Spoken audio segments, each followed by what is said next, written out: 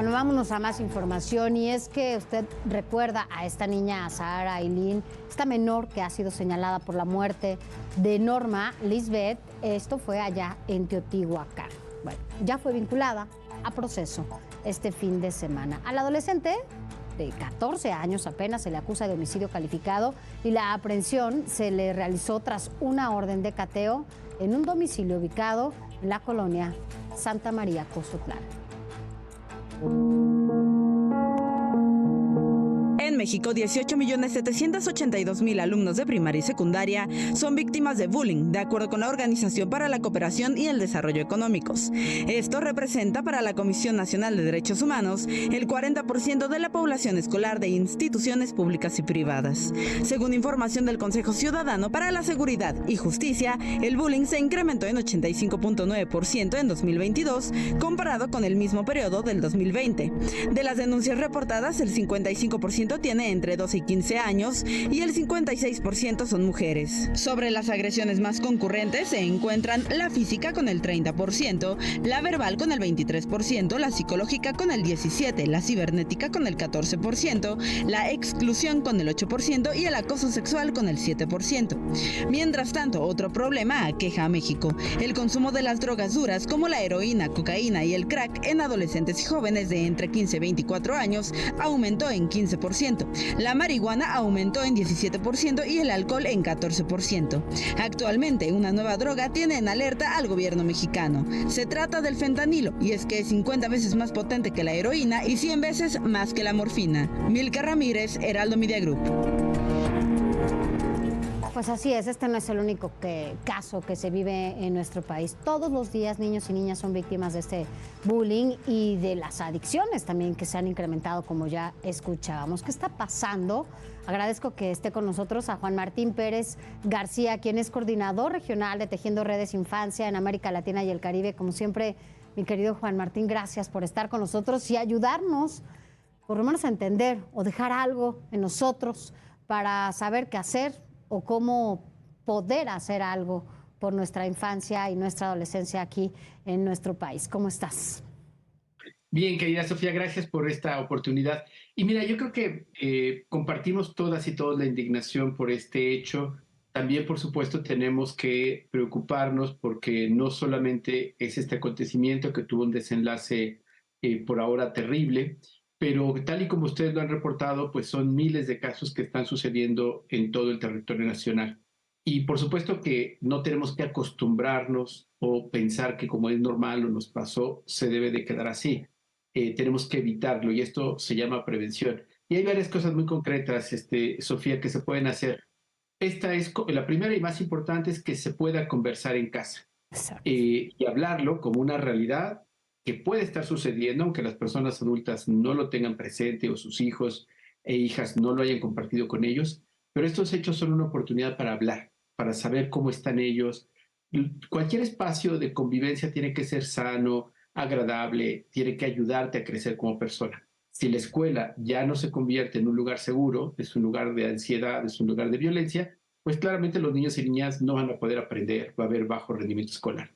Y el segundo espacio donde se tiene que trabajar y lógicamente se tiene que buscar soluciones son las escuelas. Las escuelas tienen no solamente la obligación legal, lo establece el artículo 3º constitucional, la propia Ley General de Educación, y en muchas entidades federativas existen incluso, como en el Estado de México, leyes para afrontar el acoso escolar. Pues se necesita cumplir con la ley y abrir esos espacios de conversación y escucha con niños y niñas en las escuelas.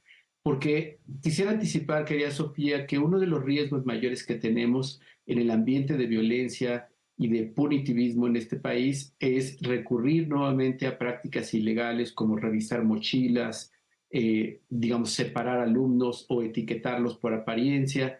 Este tipo de cosas que ya sabemos que se han intentado, son ilegales, pero además no sirven, no van a ayudarnos a resolver la violencia, porque es violencia con más violencia.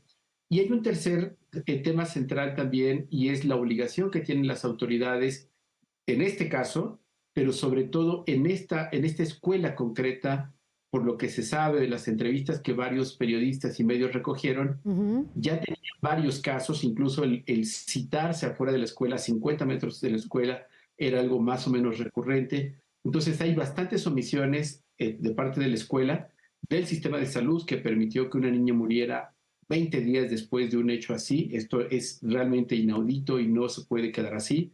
Se tiene que investigar. Pero cierro el comentario en este apartado, querida Sofía, porque nos preocupa muchísimo que la fiscalía y la narrativa que tienen las autoridades es solo de la adolescente ahora detenida, que vivirá su proceso, responderá por los hechos que cometió, pero el mundo adulto y las autoridades están quedando fuera de la responsabilidad y son ellas las responsables de que esto sucedió y que tenga este desenlace. Ahora sí, en cuanto a este lamentable desenlace, como ya lo mencionabas, con esta niña, con esta menor que falleció por los golpes, ¿no?, que recibió en la cabeza, pero también pareciera que esta violencia que se vive afuera de las escuelas, Juan Martín, pues se vuelve un espectáculo, ¿no? Y entonces este espectáculo es grabado, además viralizado en redes sociales, y vemos de todo esto que además estamos hablando de la violencia que mata, se vuelve un show, o sea, como los romanos, o sea, no sé, estamos viendo algo totalmente retrógrada, ¿no? Sí, pero fíjate, querida Sofía, que esto está pues literalmente en correlación con lo que venimos viendo hace más de 15 años, que precisamente la violencia extrema se ha convertido en espectáculo. Tenemos narcoseries y una cantidad enorme de expresiones de violencia romantizadas. Tenemos además una cantidad impresionante de videos de mutilaciones, ejecuciones y muchísimas cosas terribles que ocurren en este país y que se circulan por los chats familiares, en las redes sociales. Hay una reproducción de la violencia.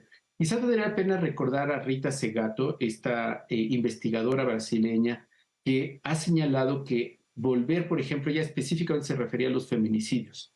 Volver los feminicidios en un espectáculo de muerte solo alimenta a que se repitan los hechos. Y creo que tenemos que escuchar, en tanto sigamos reproduciendo en las notas para difundir el tema nuevos videos, nuevas violencias, pues estamos dando la indicación de que eso es algo que es pertinente, que es importante. En las redes sociales también, y pese a que la propia normativa de las comunidades en las plataformas prohíben estos hechos, claramente si las redes, la industria y las plataformas no toman acción concreta para frenar la circulación, seguimos alimentando esto. Y hay que recordar, querida Sofía, que 8 de cada 10 niños y niñas ahora solo se comunican por dispositivos móviles. La pregunta a quienes nos ven, a las familias, a todas y a todos nosotros, ¿esta es la información que queremos que nuestros hijos e hijas tengan cuando estamos hablando del acoso? O más bien podríamos aprovechar este tema de conversación para dar alternativas de cómo solucionamos los conflictos sin violencia, de cómo podemos aprender a vivir desde la diferencia y sobre todo que ninguna forma de violencia es justificable. Así es, y bueno, sé que esto pues es una corresponsabilidad, ¿no? En donde, bueno, por supuesto que todos y todas estamos involucrados, tanto la sociedad de este lado como las autoridades. ¿Qué te dice Juan Martín que, pues en medio de esta agresión que se ha recrudecido año con año, la violencia y el bullying en las escuelas, ahora el tema de las adicciones provoque, porque no es una iniciativa que se haya diseñado con una estrategia, nada, provoque que la Secretaría de Educación Pública entonces haga ahora un folleto a bote pronto, que dijo que ya lo va a hacer ahora en Semana Santa, para hablarle a los niños del fentanilo, que además también es un daño colateral, ¿no?, a todo lo que se está viviendo, las adicciones, las drogas, todo lo que los niños y las niñas tienen acceso afuera de la escuela y en donde creen que con un taller express las cosas pueden cambiar. ¿Tú crees que esto va a suceder? No, querida Sofía, pero además es muy grave. Esto es violatorio a la ley porque es explícita cuando hablamos de derechos de niños y niñas. No podemos hacer apología al delito. Ya en la década de los 80, estas campañas de Vive sin drogas o hablar específicamente de las sustancias demostraron en todo el mundo, y hay mucha evidencia e investigaciones documentadas en Europa, en Estados Unidos, que estas campañas focalizadas hacia drogas se convierten en promoción, en una manera, particularmente en la adolescencia y en la juventud, de estimular el consumo. No podemos hacer este tipo de ocurrencias, las y los expertos en adicciones de la Secretaría de Salud, del Consejo Nacional para las Adicciones y la experiencia internacional que está disponible en Internet, ni siquiera es que hay que traer a ningún experto o experta internacional, está disponible en Internet para poder diseñar campañas que pues sean apropiadas y que esencialmente se trata no de la sustancia, porque ahorita por la presión norteamericana ya ahora sí todos son decomisos de fentanilo, pero claramente va a crecer la producción de crack o de cristal o de metafetaminas. O sea, el tema no es la sustancia, es el mercado ilegal y en tanto no desmontemos el negocio ilegal, que significa corrupción con autoridades, significa, digamos, grupos criminales organizados, mientras no desmontemos eso, la sustancia va a cambiar. Te pongo un ejemplo lamentable, pero que hablo de esto.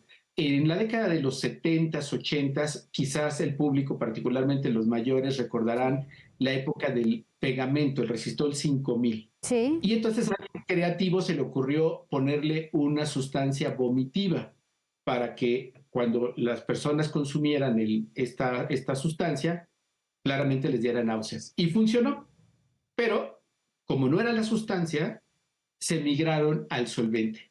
Y entonces alimentaron una gran industria de tolueno, del PVC conocido, que incluso la industria, sabiendo que se usaba para consumo humano, le puso aromatizante. No. Es decir, el tema no es la sustancia, es la red criminal que sostiene esto, y llevar a las escuelas una promoción de fentanilo es muy peligrosa porque podríamos correr el riesgo de que se incremente el consumo que no queremos y no tendría que usarse recursos públicos para convertir entonces toda la Secretaría de Educación Pública en una promotora de sustancias. No, lo que queremos es que se detenga, ¿no? Y que pase algo bueno ya para que eso no se siga replicando. Gracias, Juan Martín.